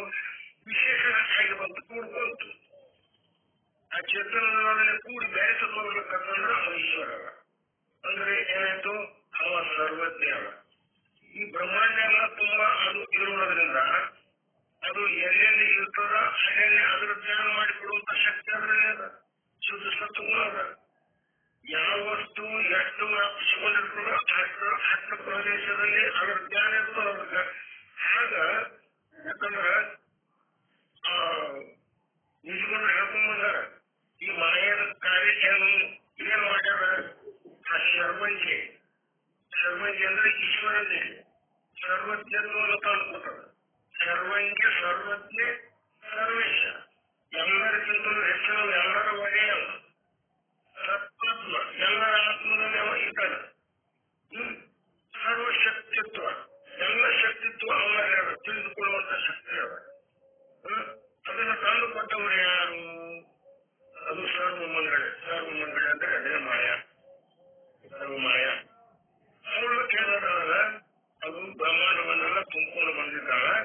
ಆ ಬ್ರಹ್ಮಾಂಡವನ್ನು ತುಂಬಿಕೊಂಡು ಬಂದಿದ್ದರಿಂದ ಅವ ಬ್ರಹ್ಮಾಂಡದಲ್ಲಿ ಏನೇನು ನಡೆದ ಅನ್ನುವಂಥದ್ದು ಆ ಈಶ್ವರನಿಗೆ ಪರಿಜ್ಞಾನ ಅದ. ಶಿವ ಪಿಂಡಾಂಡ ಅಂದ್ರೆ ಪ್ರತಿಯೊಂದು ಶರೀರ, ಆ ಶರೀರ ತುಂಬಾ ಇರ್ತಕ್ಕಂಥ ಚೇತನ ಅನ್ನೋದನ್ನ ಅದು ಪಿಂಡಾಂಡದಲ್ಲಿ ಇರುವಂತದ್ದು. ಇದು ಉಪಾಧಿ ಆಗಿರೋದ್ರಿಂದ ಈ ಶರೀರದಲ್ಲಿ ಏನೇನು ನಡೆದ ಅದು ಇವನಿಗೆ ಬರ್ತದೆ. ಈ ಶರೀರವನ್ನು ಬಿಟ್ಟು ಬಾಹ್ಯದಲ್ಲಿ ಏನ್ ನಡೆದ, ಮತ್ತೊಬ್ಬರು ಮನುಷ್ಯರಲ್ಲಿ ಏನ್ ನಡೆದ, ಜಗತ್ತಿನಲ್ಲಿ ಏನು ನಡೆದು ಗೊತ್ತಾಗುದಿಲ್ಲ. ಆದ್ದರಿಂದ ಅಲ್ಪಜ್ಞ ಸರ್ವಜ್ಞ ಅಂತ. ಈಗ ಈ ಅವಿದ್ಯ ಉಪಾಧಿ ಆಗೋದ್ರಿಂದ ಅವನಿಗೆ ಪ್ರತ್ಯೇಗಾತ್ಮ ಅಂತಂದ್ರು. ಅವನಿಗೆ ಏನಂತಾರ ಸುಖ ದಿವಸ ಅಂತ ಬ್ರಹ್ಮಜಾಲ ಆಯೆ. ಇವನಿಗೆ ಈ ಜೀವಾತ್ಮನಿಗೆ ಆ ದಿವಸಗಳಲ್ಲಿ ಹಿಡಿದುಕೊಂಡು ಇವನಿಗೊಂದು ಭ್ರಮ ಆಗ್ಯದ, ಒಂದು ಭ್ರಾಂತಿ ಆಗ್ಯದ. ಅಂದ್ರೆ ತಪ್ಪು ಕಲ್ಪನೆ ಆಗ್ಯದ. ಅಂದ್ರೆ ಇರುವುದೊಂದು ಇವತ್ತು ತಿಳಿದುಕೊಳ್ಳುವುದು ಒಂದು ಆಗ್ಯದ. ಏನದು ಇರುವುದೊಂದು ಏನ್ ತಿಳ್ಕೊಂಡನ ಅಂದ್ರೆ ಬ್ರಹ್ಮಧಾರಣ ಆಗಿ ಮುಂದೆ ಈ ಬ್ರಹ್ಮ ಆಗ್ಯದ ಅಂತಂದ್ರೆ ಏನಾಗ್ಯದ್ರಿ ಅಂದ್ರ ಅನಂತ ಕಾಲ ಪಾಸೋನು ಭೂಲ್ ಪಡಲಿಲ್ಲ. ಅನಂತ ಕಾಲ ಇವತ್ತೇ ನಿನ್ನೆ ಅಂತ ಹೇಳಲಿಕ್ಕೆ ಬರುವುದಿಲ್ಲ. ಯಾವುದರದು ಕಾಲ ನಿರ್ಣಯವನ್ನು ಮಾಡಲಿಕ್ಕೆ ಬರುವುದಿಲ್ಲ. ಅದು ಅನಂತ ಕಾಲ. ಎಲ್ಲಿಂದ ಬಂತವನಿಗೆ ಈ ವಿಸ್ಮೃತಿ ಅಂದ್ರ ತಪ್ಪು ತಿಳುವಳಿಕೆ ಇವನಿಗೆ ಎಲ್ಲಿಂದ ಬಂತು ಅಂತ ಹೇಳಲಿಕ್ಕೆ ಬರುವುದಿಲ್ಲ. ಆದ್ರಿಂದ ಅದು ಅನಂತ ಕಾಲದಿಂದ ಅವನಿಗೆ ಏನಾಗ್ಯದ, ತಪ್ಪು ಕಲ್ಪನೆ ಆಗ್ಯದ. ಆ ತಪ್ಪು ಕಲ್ಪನೆಯ ಯೋಗದಿಂದ, ಆ ತಪ್ಪು ಕಲ್ಪನೆ ಆಗೋದ್ರಿಂದ ಇದೇ ಯೋಗನೇ. ಆ ತಪ್ಪು ಕಲ್ಪನೆ ಕಾರಣದಿಂದ ಏನಾಗದ ಜ್ಞಾನೇ ಅಂದ್ರೆ ಆ ಜೀವಾತ್ಮನು अपना स्वतः का ध्येय तो आपण आहे असे मानले आहे. ತನ್ನ ಸ್ವತಃ ದೇಹ ಅಂದ್ರೆ ಇವನಿಗೆ ದೇಹೇನು ಅಂತಾರೆ. ಅಂದ್ರೆ ಆ ದೇಹಕ್ಕೆ ನಾನು ಅಂತ ಕೂತಾನ. ದೇಹಕ್ಕೆ ನಾನು ಅಂತ ಕುಳಿತುಕೊಳ್ಳೋದಲ್ಲ, ಒಂದು ದೃಢವಾದ ನಂಬಿಕೆ ಆಗ್ಯದಲ್ಲ. ಇದಕ್ಕೆ ಕಾರಣ ಏನು? ಅನಂತ ಕಾಲದಿಂದ ಬಂದಂತ ಆ ಅಜ್ಞಾನ. ಆ ಅಜ್ಞಾನದ ಮೂಲಕವಾಗಿ ದೇಹವೇ ನಾನು ಅಂತ ಅವನಿಗೆ ತಿಳ್ಕೊಂಡು ಕೂತಾನ. ಆದ್ರ ಅವ ಅದು ಅದನ್ನು ದೇಹ ಅವ ದೇಹವೇ ಆಗ್ಯಾನನು ಇಲ್ಲ. ಯಾಕ? ವಾಸ್ತವಿಕ ಸ್ವತಃ ಸಚ್ಚಿದಾನಂದ ಸ್ವರೂಪ आहे, ದೇಹ ರೂಪ नाही. ವಾಸ್ತವಿಕ ಅಂದ್ರ ನಿಜವಾಗಿ ಹೇಳಬೇಕಂದ್ರ, ಕಡೆ ಹೇಳ್ಬೇಕಂದ್ರ, ಸತ್ಯವಾಗಿ ಹೇಳ್ಬೇಕಂದ್ರ ಅದು ಏನದ ನಮ್ಮ ಸ್ವತಃ ಸದ್ರೂಪಿದ್ದಾನ, ಚಿದ್ರೂಪಿದ್ದಾನ, ಆನಂದ ರೂಪಿದ್ದಾನ. ಈ ಮೂರು ಗುಣಗಳಿಂದ ಕೂಡ್ಕೊಂಡಾನ. ಆದರೆ ಅವನಿಗೆ ಏನು ಭ್ರಮ ಆಗ್ಯದ?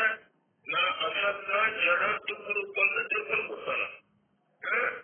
ಅಸತ್ತ ನಾವೊಂದು ಅಸತ್ ಅಂದ್ರೇನು? ಅಸತ್ತ ಸತ್ತ. ಸತ್ ಅಂದ್ರೆ ಹೇಳ್ಕೊಂಬಂದು ಹೋಗ್ತಾರೆ. ಕಾಲ ಅಬಾಧಿಕಕ್ಕೂ ಸತ್ತ. ಮೂರು ಕಾಲದಲ್ಲಿ ಯಾವುದು ಬಾಧ ಹೊಂದೋದಿಲ್ಲ, ಅದಕ್ಕೆ ಸತ್ ಅನ್ಬೇಕು. ಅಸತ್ ಅಂತಂದ್ರೇನು? ಅದಕ್ಕೆ ವ್ಯಾಖ್ಯಾನ ಬಂದಾರೆ. ಸ್ವರೂಪ ಏನಕ್ಕೂ ಅಸತ್ತ. ಯಾವಾಗ ಸ್ವರೂಪನೇ ಇಲ್ಲ ಅದಕ್ಕೆ ಯಾಕೆ ಮಂಜು ಮಗ ಸುಳ್ಳ, ಮನದ ಕೂಡ ಸುಳ್ಳ, ಆಕಾಶಗೋಸ್ಕರ ಸುಳ್ಳ, ಆಗ ಸ್ವರೂಪ ಇಲ್ಲ ಅಂತ. ಅಥವಾ ಸತ್ತದ್ದು ವಿಲಕ್ಷಣ. ಸತ್ತದ್ದು ವಿಲಕ್ಷಣ ಹ್ಯಾಕ್ ತಗೊಂಡು ಅದು ಇದ್ದದ್ದು ಸತ್ತ, ಬಾಗ ಯೋಗ್ಯ ಇದ್ದದ್ದು ಅಸತ್ತ. ಯಾವಾಗ ಬಾಗ ಆಗಲಿಕ್ಕೆ ಯೋಗ್ಯ ಅದು ಅಸತ್ತ. ಆಗ ಇವನಲ್ಲಿ ಏನಪ್ಪ ಅಂದ್ರೆ ಈ ದೇಹಾದಿ ಏನವಲ್ಲ ಭಾರತ ಯೋಗಿ ಇದ್ದಾಗಾದರೂ ಕೂಡ ಇದುವೇ ನಾನಂತ ಕೂತಾನಲ್ಲ, ಇದು ಅವನು ತಪ್ಪು ಕಲ್ಪನೆ. ಅದಕ್ಕೆ असे असूनही देहाचं आपण, मनुष्याचं आपण, ब्राह्मणाचं आपण, क्षत्रियाचं आपण इत्यादी जे तू मानतो आहे ते केवळ भ्रमामुळे मानतो आहे. ಈಗ ನಮ್ಮ ಏನೇನು ತಿಳ್ಕೊಂಡು ಕೂತಾನ? ಈ ದೇಹನ ಅಂದ ಕೂಡಲೇ ಈ ದೇಹಕ್ಕೆ ಸಂಬಂಧವಾದದ್ದು ಎಷ್ಟು ಅದಾವ ಅವೆಲ್ಲ ನಾವೇನೆ. ಈ ದೇಹಕ್ಕೆ ಸಂಬಂಧ ಇದ್ದದ್ದು ಯಾವ್ಯಾವ್ದವ ಅಂದ್ರೆ ದೇಹ ಅಂತ ಬಂತು ಅಂದ್ರ ಅವ ಮನುಷ್ಯ ಅಂತ ಅನ್ಸ್ಕೊಂಡ. ಇದಕ್ಕೊಂದು ಆಕಾರ ಮಾಡ. ಈ ಆಕಾರ ಮಾಡೋದ ಪ್ರಕಾರ ಆ ದೇಹಗಳ ಬೇರೆ ಬೇರೆ ಅದಾವ. ಯಾವ ದೇಹದ ಆಕಾರ ಮಾಡೋದ ಮೇಲೆ ಅವುಗಳ ಅವಯವಗಳ ಮೇಲಿಂದ ಏನು ವಿವರಣೆ ಮಾಡ್ಕೊಂಡ್ ಬಂದ್ರು ಅಂದ್ರ ಮನುಷ್ಯ, ಪಶು, ಪಕ್ಷಿ, ಕ್ರಿಮಿ, ಕೀಟ ಅಂತ ಅವಕ್ಕೆ ಬಂದು ಆ ಶರೀರಕ್ಕೆ ಹೆಸರು ಬಂದು. ಯಾಕ? ಅವುಗಳ ಆಕಾರ ಮಾಡೋದ ಮೇಲೆ. ಈ ಮನುಷ್ಯನ ಶರೀರದ ಆಕಾರದ ಮಾಡೋದ ಮೇಲೆ ಇವನಿಗೆ ಮನುಷ್ಯ ಮನುಷ್ಯ ತಂದ್ರು. ನಾನು ಮನುಷ್ಯನಾಗಿದ್ದೇನೆ. ಮತ್ತೇನಾಗಿದ್ದೇನೆ? ಈ ಮನುಷ್ಯ ಅಂದ ಬೆಳೆದ್ರೆ ಈ ಮನುಷ್ಯ ಶರೀರದಲ್ಲಿ 4 ಪ್ರಕಾರ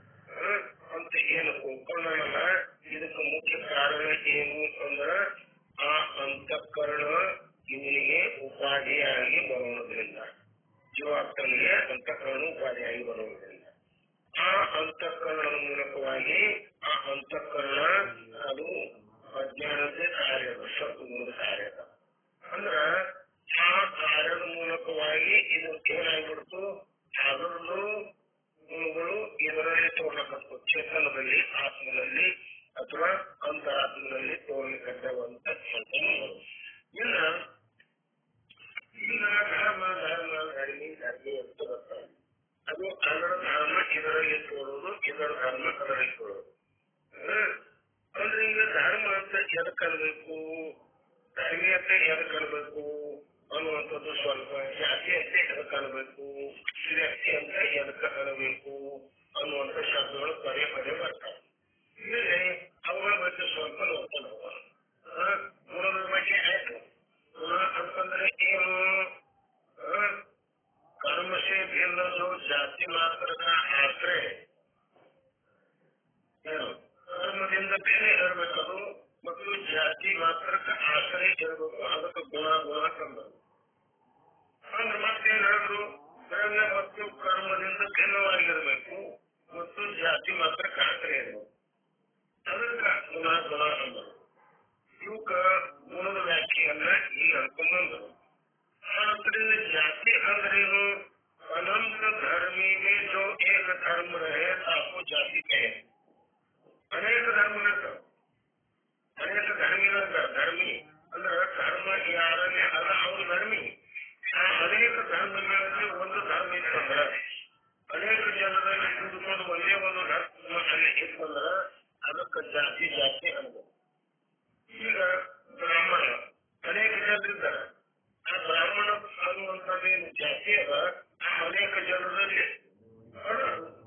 ಕ್ಷತ್ರಿಯ ಅನ್ನುವಂಥದ್ದು ಅನೇಕ ಜನರಲ್ಲಿ ಅದ, ವೈಶ್ಯ ಅನ್ನುವುದು ಅನೇಕ ಜನರಲ್ಲಿ ಅದ, ಶೂದ್ರ ಅನ್ನುವುದು ಅನೇಕ ಜನರಲ್ಲಿ ಅದ.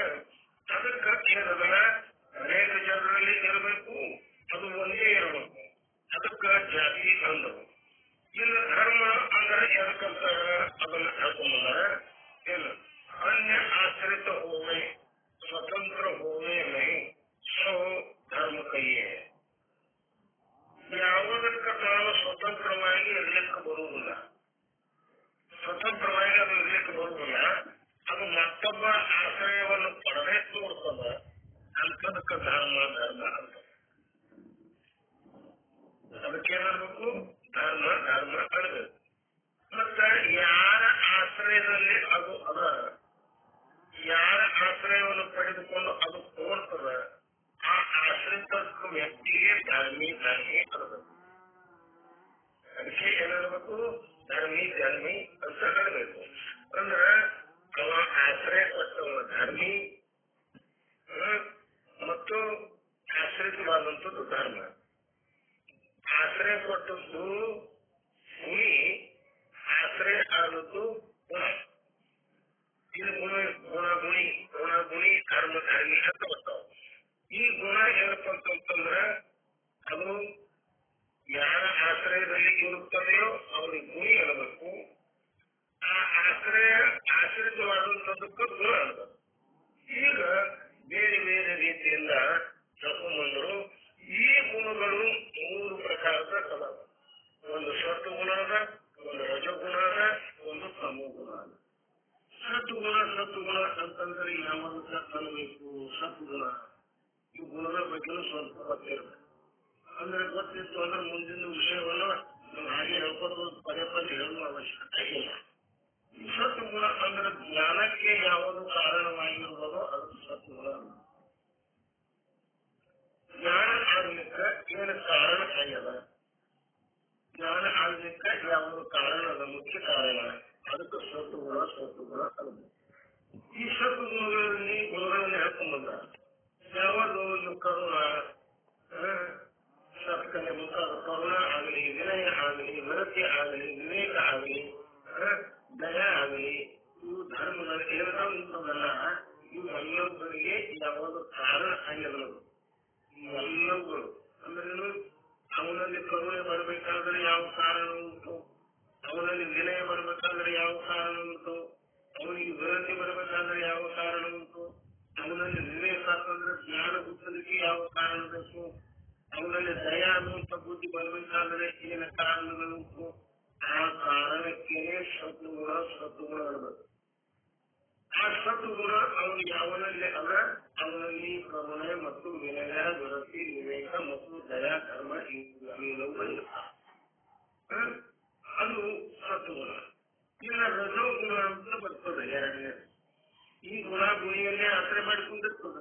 ಈ ವ್ಯಕ್ತಿಗಳಲ್ಲ, ಆ ವ್ಯಕ್ತಿಗಳಲ್ಲೇ ಇರುತ್ತವ. ಸದ್ಗುಣನು ಇವನ ಮೇಲೆ ಅದ, ಆ ರಜಗುಣನು ಇವನ ಮೇಲೆ ಇದೆ. ಅಂದ್ರೆ ರಜಗುಣ ಅಂದ್ರೆ ಕ್ರಿಯೆಗೆ ಯಾವುದು ಕಾರಣವಾಗಿದೆ, ಕ್ರಿಯೆ ಮಾಡಲಿಕ್ಕೆ ಯಾವುದು ಪ್ರಚೋದನೆಯಿಂದ ಕೊಡ್ತದ, ಆ ಇದಕ್ಕೆ ಏನಬೇಕು ರಜಗುಣ. ಇನ್ನ ಈ ರಜೋಗುಣಗಳಲ್ಲಿ ಹೇಗೆ ತಿಳ್ಕೋಬೇಕಪ್ಪ, ಯಾವುದಲ್ಲಿ ಮದ ಅದ, ಯಾವುದಲ್ಲಿ ಲೋಭ ಅದ, ಯಾವುದಲ್ಲಿ ಮೋಹ ಅದ, ಯಾವುದಲ್ಲಿ ಮಾತ್ಸರ್ಯ ಅದ, ಯಾವುದಲ್ಲಿ ನಿಷ್ಠುರತೆ ಅದ, ಇವೆಲ್ಲವುಗಳು ಏನು ತೋರಿಸ್ಕೊಡ್ತಾವಂದ್ರೆ ರಜೋಗುಣದ ಕಾರ್ಯ. ಆ ರಜೋಗುಣದ ಕಾರ್ಯ ಅಂತ ಶಾಸ್ತ್ರದಲ್ಲಿ ಹೇಳ್ಕೊಂಡ. ಅಂದ್ರೆ ಮದ, ಲೋಭ, ಮೋಹ, ಮತ್ಸರ ಅಥವಾ ನಿಷ್ಠುರತೆ ಇವೇನದಾವಲ್ಲ, ಕಠೋರತೆ ಮುಂತಾದವುಗಳು, ಇವುಗಳನ್ನು ತಿಳಿಸಿಕೊಡುವಂಥದ್ದು ಏನು ಗುಣ ಅದ. ಆ ಗುಣಕ್ಕ ರಜೋಗುಣ ಅನ್ನಬೇಕು. ಇನ್ನು ಮತ್ತೊಂದು ಮೂರನೇ ಗುಣ ಅದ ತಮೋಗುಣ. ತಮೋಗುಣ ಅಂತಂದ್ರೆ ಇದಕ್ಕೆ ಅಂತಾರ, ಯಾವ ವ್ಯಕ್ತಿಯ ಆ ಕರ್ಮಗಳನ್ನು ನೋಡಿ ನಾವು ಇದನ್ನು ನಿರ್ಣಯ ಮಾಡಿಕೊಡ್ತೇವೆ. ಯಾರಲ್ಲಿ ಆಲಸ್ಯ ನಿದ್ರ ಆಗಿ ಅದಾವ ನೋಡಿ, ಆಲಸ್ಯನ ಯಾವಾಗಲೂ ಆಲಸ್ಯಕ ಅದಾವನಲ್ಲಿ, ಯಾವುದೇ ನಿದ್ರೆಯಲ್ಲಿ ಕಾಯ್ತಾನ, ಅವನಲ್ಲಿ ಚಟುವಟಿಕೆ ಅನ್ನುವುದು ಇಲ್ಲವೇ ಇಲ್ಲ, ಅವರಲ್ಲಿ ತಿಳಿದುಕೊಳ್ಳಬೇಕನ್ನುವಂತ ಆಸಕ್ತಿಯೂ ಇಲ್ಲ.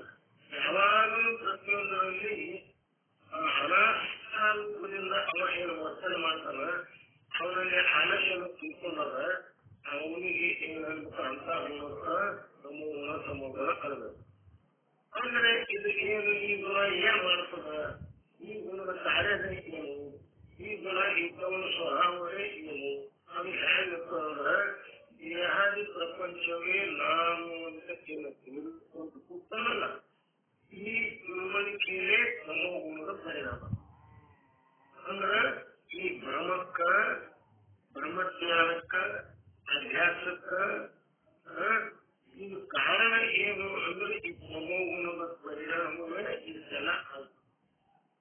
ಅದಕ್ಕೆ ಈ ಮೂರು ಗುಣಗಳ ಪೈಕಿ ಯಾವ ಗುಣ ಯಾವಲ್ಲಿ ಯಾವಾಗ ಅದು ಪ್ರಧಾನತ ಆಗ್ತದ, ಅದರ ಮೇಲಿಂದ ಅವನಿಗೆ ಆಯಾ ಪ್ರಕಾರದ ಅವಸರ ಬರ್ತದೆ. ಸದ್ಗುಣ ಪ್ರಧಾನ ಆಯ್ತು, ಅವ ಜ್ಞಾನಕಾರಿ ಆಗ್ತಾನ. ರಜಗುಣ ಪ್ರಧಾನ ಆಯ್ತು, ಅವ ಕ್ರಿಯೆ ಮಾಡ್ಲಕ್ಕ ಎಲ್ಲ ಮತ್ತೆ ಇವೆಲ್ಲ ಬಂದ್ಬಿಡ್ತಾವ. ತಮೋಗುಣ ಆಯ್ತು ಅಂದ್ರೆ ಆಲಸ್ಯ ನಿದ್ರಾದಿಗಳಲ್ಲಿ ಆತ ವ್ಯವಹರಿಸ್ತಾರೆ. ಈಗ ಇವುಗಳಲ್ಲಿ ನಾವು ಏನ್ ಮಾಡುದು, ಈ ಮೂರು ಗುಣಗಳನ್ನ ಹೇಳ್ಕೊಂಡ್ಬಂದಿವಿ. ಈಗ ಯಾಕೆ ಹೇಳ್ಬೇಕಾಯ್ತು ಅಂದ್ರೆ ಸದ್ಗುಣ, ಶುದ್ಧ ಸದ್ಗುಣದಿಂದ ಕೂಡಿಕೊಂಡು ಮಾಯೆ ಇರೋದ್ರಿಂದ ಅದು ಈಶ್ವರನಿಗೆ ಉಪಾಯ ಆಯ್ತು. ಈ ಮಲಿನ ಸದ್ಗುಣಗಳಿಂದ ಕೂಡಿಕೊಂಡಂತಹ ಈ ಅಂತಃಕರಣ ಇದು ಜೀವನಿಗೆ ಏನಪ್ಪಾ ಅಂತಂದ್ರೆ ಉಪಾಧಿ ಅಥವಾ ವಿಶೇಷಣ ಆಗಿ ಬಂತು ಅಂತ ಹೇಳ್ಕೊಂಡು ಬಂದವು. ಈಗ ಈ ವಿಶೇಷಣನು ಆಯ್ತು ಮತ್ತು ವಿಶೇಷಣು ಆಯ್ತು, ಉಪಾಹಿದಿ ಉಪಹಿತ ಅಂತ ಹೇಳೋದು. ಯಾವುದಕ್ಕೂ ಉಪಾಧಿ ಆಗ್ಯಾವ, ಆ ಉಪಾಧಿ ಉಳ್ಳೋದಕ್ಕ ಉಪಹಿತ ಅರಬೇಕು. ಉಪಾಧಿ ಉಳ್ಳೋದಕ್ಕ ಉಪಹಿತ ಅರಬೇಕು, ವಿಶೇಷಣ ಉಳ್ಳೋದಕ್ಕ ವಿಶಿಷ್ಟ ಅರಬೇಕು. ಇವು ಶಬ್ದಗಳ ಮೇಲೆ ಬರ್ತಾವ.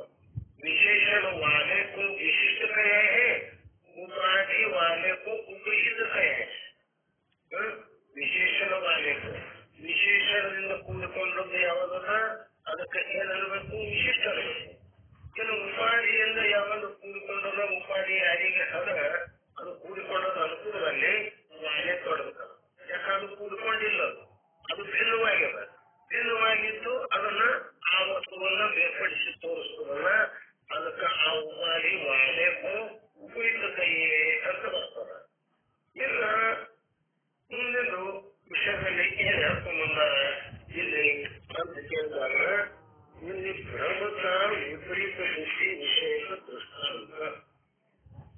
ಇನ್ನೊಂದು ದೃಷ್ಟಾಂತ ಹೇಳ್ತಾರೆ. ಬ್ರಹ್ಮದಿಂದ ಅವನ ಬುದ್ಧಿ ವಿಪರೀತ ಆಗಲಿಕ್ಕೆ ಏನ್ ಕಾರಣ, ಇವನ ಬುದ್ಧಿಯಲ್ಲಿ ವಿಪರೀತ ಆಗಲಿಕ್ಕೆ ಕಾರಣಗಳಾದರೂ ಏನು ಅನ್ನುವಂಥದ್ದು ಇಲ್ಲಿ ಒಂದು ಕುಡ್ಕೊಂಡು ದೃಷ್ಟಾಂತವನ್ನು ಕೊಟ್ಟಿದ್ದಾರೆ. ಅದನ್ನು ಓದ್ಕೊಳ್ಬೇಕು. ಈ ಪ್ರತಿಯೊಂದು ಶಬ್ದಶಃ ಅನುವಾದ ಮಾಡದೆ ನಾನು ಆ ದೃಷ್ಟಾಂತ ಹೇಳ್ತೀನಿ. ಆ ದೃಷ್ಟಾಂತವನ್ನು ಚೆನ್ನಾಗಿ ತಿಳಿದುಕೊಂಡ ನಂತರ ನಾಳಿನ ದಿವಸ ಅದರ ಸಿದ್ಧಾಂತವನ್ನು ನಾವು ತಿಳ್ಕೋಬಹುದು. ಅಂದ್ರ ನಾನು ಒಬ್ಬ ಬ್ರಾಹ್ಮಣ ಇದ್ದಾನೆ. ಆ ಬ್ರಾಹ್ಮಣ ಅಂದ್ರೆ ಈ ಮನುಷ್ಯ ಜಾತಿಯಲ್ಲಿ ಶ್ರೇಷ್ಠವಾದಂತ ಕುಲ. ಅದಕ್ಕೆ ಮಾಡ್ಕೊಂಡು ಬಂದಿದ್ದಾರೆ. ನೀರಾಜರು ಹೇಳ್ಕೊಂಡ್ ಬಂದಿದ್ದಾರೆ, ನಮ್ಮ ಪೂರ್ವಜರು ಹೇಳ್ಕೊಂಡ್ ಬಂದಿದ್ದಾರೆ. ಆ 4 ಪ್ರಕಾರದ ವರ್ಣಗಳ ಪೈಕಿ ಈ ಬ್ರಾಹ್ಮಣ ಅನ್ನುವಂಥದ್ದು ಶ್ರೇಷ್ಠ ಜಾತಿ. ಆತ ಏನ್ ಮಾಡ್ದ ಅಂತ ಕೇಳಿದಾದ್ರೆ ಅವರ ರಾಜ್ಯ ಅಂದ್ರೆ ರಾಜ್ಯ ಅಂದ್ರೆ ಅಭಿನೋ ಅಂತಾರೆ ಅಥವಾ ಅಂತ ಶಬ್ದ ಅದನ್ನು ಸೇವನೆ ಮಾಡ ಅಥವಾ ಶರೀ ಕೊಡುದ ಅಂತ ತಿಳ್ಕೊಳ್ಳಿ, ಅಥವಾ ಗಾಂಜಾ ಸೇವಿಸುದ ಅಂತ ತಿಳ್ಕೊಳ್ಳಿ. ಅದು ಸೇವಿಸುವುದರಿಂದ ಏನ್ ಮಾಡ್ತವು ಅಂದ್ರೆ ಆ ಬ್ರಾಹ್ಮಣನ ಬುದ್ಧಿ ಭ್ರಷ್ಟ ಇದೆ. ಭ್ರಷ್ಟ ಆಗಿ ಏನ್ ಮಾಡ್ದ, ನಾನು ಬ್ರಾಹ್ಮಣ ಅನ್ನುವಂಥದ್ದನ್ನು ಮರೆತು ಆತ ಏನ್ ಶುರು ಮಾಡ್ದ, ನಾನು ಕ್ಷತ್ರಿಯ ಇದ್ದೀನಿ, ನಾನು ವೈಶ್ಯ ಇದ್ದೀನಿ, ನಾನು ಶೂದ್ರ ಇದ್ದೀನಿ, ನಾನು ಹೀನ ಜಾತಿಯವ ಇದ್ದೀನಿ ಅಂತ ಬರವಣಿಸ್ಲಿಕ್ಕೆ ಶುರು ಮಾಡ್ದ. ಅಂದ್ರೆ ಏನು, ಬ್ರಾಹ್ಮಣ ಇದ್ದಾಗ ಆದ್ರೂ ಕೂಡ ನಾನು ಹೀನ ಜಾತಿಯವ ಅಂತ ಅನ್ಲಿಕ್ಕೆ ಶುರು ಮಾಡ್ದ. ಯಾಕೆ ಶುರು ಮಾಡ್ದ, ಆ ಶರೀ ಅಥವಾ ಆ ಗಾಂಜಾ ಅನ್ನುವಂತ ಏನು ಪದಾರ್ಥ ಅದನ್ನು ಸೇವನೆ ಮಾಡಿದ್ದ, ಅದರ ಸಂಘ ಮಾಡಿದ್ದ, ಅದರ ಸಂಘ ಮೂಲಕವಾಗಿ ಏನಾಯ್ತು, ಇವನ ಬುದ್ಧಿ ಭ್ರಷ್ಟ ಆಯ್ತು. ನಾನು ಯಾರು ಅನ್ನುವುದನ್ನು ಯಥಾರ್ಥವಾಗಿ ತಿಳಿಯದೆ ಯಥಾರ್ಥವಾದಂತ ಮಾತುಗಳನ್ನ ಆಡ್ಲಿಕ್ಕೆ ಶುರು ಮಾಡ್ದ. ಅವಾಗ ಏನಾಯ್ತು, ಇದನ್ನು ನೋಡಿ ಅವನ ಮೇಲೆ ಕರುಣೆಯನ್ನದಾದಂತ ಒಬ್ಬ ಆತನ ಹಿತೈಷಿ ಬಂದು ಏನ್ ಮಾಡ್ದ ಅಂದ್ರ, ಈ ನಶೆಯಲ್ಲಿ ಇದ್ದಾಗಿಲ್ಲ, ಎಲ್ಲಿ ಪರ್ಯಂತರವಾಗಿ ನಶೆ ಆದ್ರೆ ಅಲ್ಲಿ ಪರ್ಯಂತರವಾಗಿ ಈತ ಹಿಂಗೆ ಬಡಬಡಿಸ್ತಾ ಇರ್ತಾನ. ಇವನ ಇಂಥದ್ದು ಕಲ್ಪನೆಯನ್ನ ಸಾಯಬೇಕಾಗಿತ್ತು ಅಂದ್ರ ಮೊದಲು ಈ ನಶ ಅನ್ನೋದು ಹೋಗುದು. ಆ ನಶ ಹೋಯ್ತು ಅಂದಾಗ ಮಾತ್ರ ಇವ ಶುದ್ಧಿ ಮೇಲೆ ಬರ್ತದ. ಅವಾಗ ಇವನಿಗೆ ನಾನು ಯಥಾರ್ಥವಾಗಿ ಯಾರು ಇದ್ದೇನೆ ಅನ್ನುವಂಥದ್ದು ಕಲ್ಪನೆ ಆಗ್ತದ, ನಾನು ಬ್ರಾಹ್ಮಣರಿದೆ ಅಂತ ಕಲ್ಪನೆ ಆಗ್ತದ ಅನ್ನುವಂತ ಉದ್ದೇಶದಿಂದ ಅವ ಏನ್ ಮಾಡ, ನಿಶೆ ಇರುವುದಕ್ಕೆ ಸಲುವಾಗಿ ಆ ತುಪ್ಪ ಮತ್ತು ಮೊಸರು ಬಿಡುಕೊಟ್ಟದಲ್ಲಿ ಏನೇನು ಕೊಟ್ಟ ಅವರು ತುಪ್ಪ ಮತ್ತು ಮೊಸರ ಇವು ಹರಡುಗಳನ್ನ ಬೆರೆಸಿಕೊಂಡ. ಅವನಿಗೆ ಕೂಡಿಸಿದ ನಂತರ ಅವನು ನಿಶೆ ಇರುವುದು. ನಿಶೆ ಇಳಿದ ನಂತರ ಏನ್ ಮಾಡಿದವಾಗ, ನಾನು ಬ್ರಾಹ್ಮಣನಿದ್ದೇನೆ ಅಲ್ಲ, ನಾನು ವೈಶ್ಯನಲ್ಲ, ನಾನು ಶೂದ್ರನಲ್ಲ, ನಾನು ಕ್ಷತ್ರಿಯನಲ್ಲ, ನಾನು ಬ್ರಾಹ್ಮಣ ಅನ್ನುವಂಥದ್ದು ಮಾತ್ರ ಅವನಿಗೆ ಪರಿಜ್ಞಾನ ಆಯ್ತು. ಈಗ ಅವನಿಗೆ ಮೊದಲು ನಿಶೆ ಇರುವಾಗ, ನಶೆಯಲ್ಲಿ ಇರುವಾಗ ಈಗ ಅವನ ಬುದ್ಧಿ ವಿಪರೀತವಾಗಿ ವಿಚಾರ ಮಾಡ್ತಾ ಇತ್ತು. ಅದು ಹೋಗಿ ಈಗ ಅವನ ಬುದ್ಧಿ ಯಥಾರ್ಥವಾಗಿ ಕಾರ್ಯ ಮಾಡಲಿಕ್ಕದ್ದು. ಈಗ ಒಂದು ದೃಷ್ಟಾಂತವನ್ನು ಇಲ್ಲಿ ಕೊಟ್ಟರು. ಇಲ್ಲಿ ಇನ್ನು ಸಿದ್ಧಾಂತ ಹೇಳುವಂತ ನಾನು ಆ ಬ್ರಾಹ್ಮಣ ಅಂದ್ರೆ ಏನು, ಆ ಭಾಂಗ ಅಥವಾ ಶರೀರ ಅಂದ್ರೆ ಏನು, ಅದು ಕುಡಿದ ನಂತರ ಏನು ಆಗ್ತದ, ಆ ನಂತರ ಈ ತುಪ್ಪ ಮತ್ತು ಮೊಸರು ಅಂದ್ರೆ ಏನು, ಅದನ್ನು ಕುಡಿಸಿದ ನಂತರ ಏನ್ ಆಗ್ತದ ಅನ್ನುವಂಥದ್ದು ಇಲ್ಲಿ ಏನದ ನಾಳಿನ ದಿವಸ ಅದೊಂದು ಸಿದ್ಧಾಂತದಲ್ಲಿ ಅಳವಡಿಸಿಕೊಂಡು ಬರ್ತಾರೆ. ಇನ್ನು ಮೇಲೆ ಯಥಾರ್ಥವಾಗಿ ಈ ಪಂಚೀಕರಣ ಪ್ರಾರಂಭ ಆಯಿತು. ಇಲ್ಲಿ ಏನು ಬರ್ತಾವೆ ಪ್ರತಿಯೊಂದರಲ್ಲಿ ಒಂದು ದೃಷ್ಟಾಂತ, ಆನಂತರ ಆ ದೃಷ್ಟಾಂತದ್ದು ಸಿದ್ಧಾಂತ. ಅಂದ್ರೆ ಇವು ದೃಷ್ಟಾಂತ ಅಂತ ಎದಕ್ಕಂತಾರ, ಆನಂತರ ಸಿದ್ಧಾಂತ ಅಂತ ಎದಕ್ಕಂತಾರ, ಅದು ಒಂದು ತಿಳಿಬೇಕು ನಮಗೆ. ದೃಷ್ಟಾಂತ ಅಂತ ಅಂದ್ರೆ ಏನು, ಯಾವುದನ್ನು ಹೇಳುವುದರಿಂದ ಮುಖ್ಯಾರ್ಥದ ಜ್ಞಾನವಾಗುವುದು ಅದಕ್ಕೆ ನಾವು ದೃಷ್ಟಾಂತ ಇದೆ. ಯಾವುದನ್ನು ನಾವು ಹೇಳುವುದರಿಂದ, ಯಾವ ಮಾತುಗಳಿಂದ ಹೇಳುವುದರಿಂದ ನಮಗೆ ಮುಖ್ಯವಾದಂತಹ ಜ್ಞಾನ ಆಗ್ತದ, ಮುಖ್ಯ ಅರ್ಥದ ಜ್ಞಾನ ಆಗ್ತದ. ಅದಕ್ಕೆ ದೃಷ್ಟಾಂತ ಅನ್ನಬೇಕು. ಇನ್ನು ಮತ್ತೊಂದು ಕಡೆ ಏನ್ ಹೇಳಿದರು, ಮತ್ತೊಂದು ಇದು ವಾದಿ ಮತ್ತು ಪ್ರತಿವಾದಿ दोनों को सम्मत जो अर्थ जो दृष्टांत कहिए, ಈ ದೃಷ್ಟಾಂತದ ವಾದಿ ಮತ್ತು ಪ್ರತಿವಾದಿ.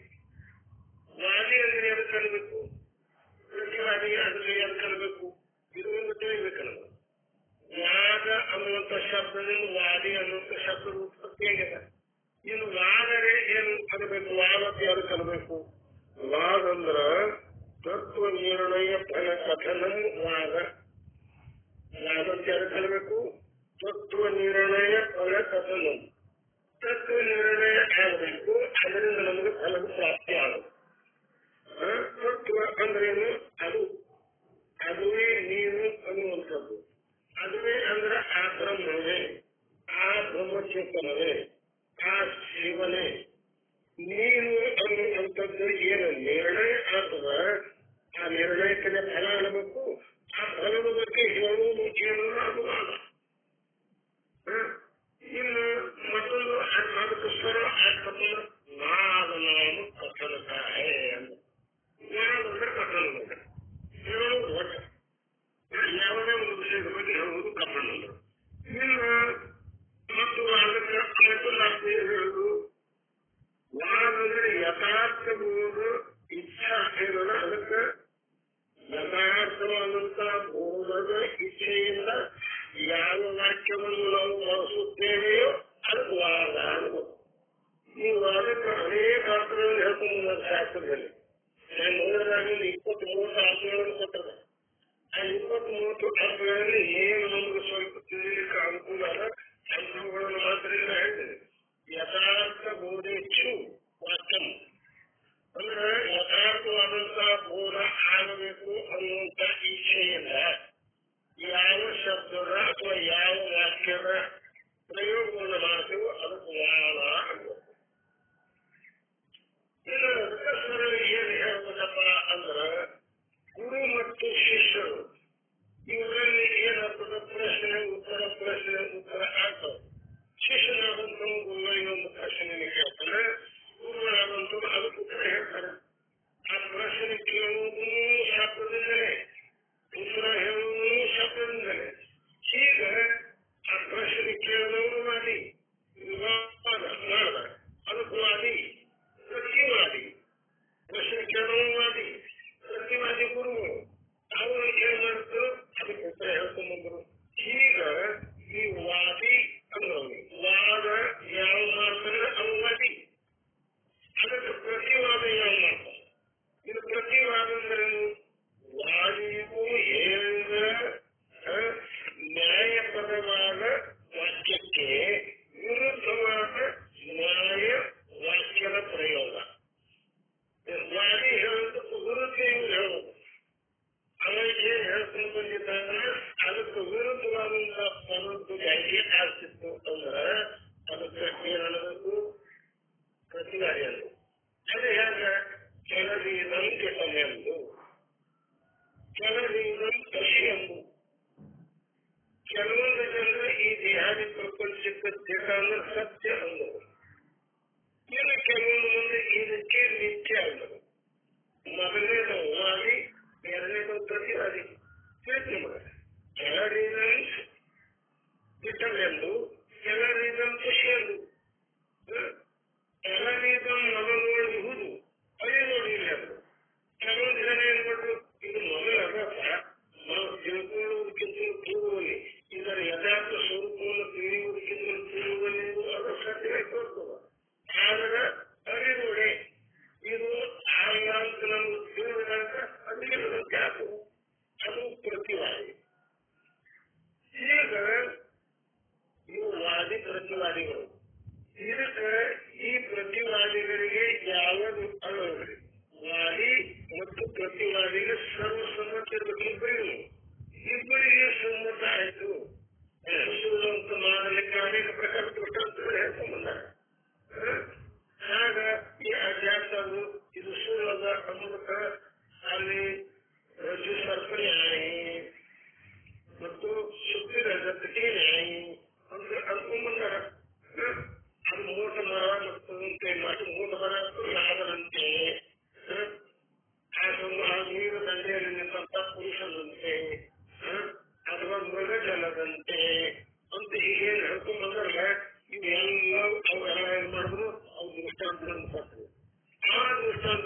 ಕೊಟ್ಟು ಈ ದೇಹಾದಿ ಪ್ರಪಂಚ ಮಿಥ್ಯ ಆಗತ್ತ, ಅವುಗಳಂತೆ ಅದ. ಇದು ತೋರಿದಾಗೆ ಆದ್ರೂ ಕೂಡ ಅದು ಸುಳ್ಳದ.